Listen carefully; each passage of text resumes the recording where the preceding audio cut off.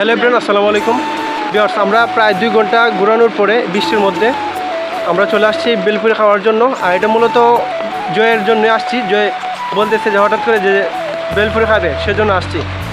আর এটা হচ্ছে যে শিল্পকলা একাডেমি। এখানে আমরা একটা শিল্পকলা একাডেমির সামনে রয়েছে। আমরা এখানে বেলপুরি খাবো, আর রিভিউটা আপনাদেরকে পড়ে দেবো। বেলপুরি খাওয়ার মধ্যে জয় ব্যস্ত। আচ্ছা জয়, বেলপুরি খাওয়ার পরে তোমার অনুভূতিটা বলো।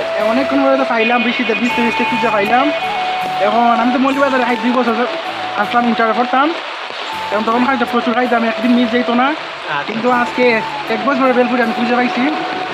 তো বেলপুরি ঘুরে একটু পাতলা, ঠিক আছে, চোখগুলো হচ্ছে না, টক হয়েছে না, আর টক একেবারে বাজে। রিভিউটা কিন্তু হনেস্ট, সেও কিন্তু এমনিতে বেলপুরি খুব এভারেজ এভারেজ আচ্ছা আচ্ছা এভারেজ এভারেজ। ওকে, তুমি তাদেরকে বলবা যে বেস্ট। হ্যাঁ, যেহেতু তুমি এইদিকে একটু অভিজ্ঞ আছো, তুমি তাদেরকে বলবা একটু ভালো করে হ্যাঁ হ্যাঁ অবশ্যই। করার জন্য। আমিও আমার মোটামুটি 2টা খাওয়ার পরে আরেকটা নিলাম, দেখি কেমন হয়। মোটামুটি আমার কাছে ভালো লাগছে।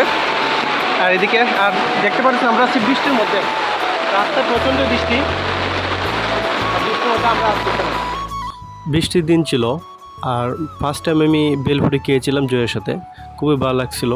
আর প্রচণ্ড বৃষ্টি ছিল শহরের মধ্যে গতকালকে।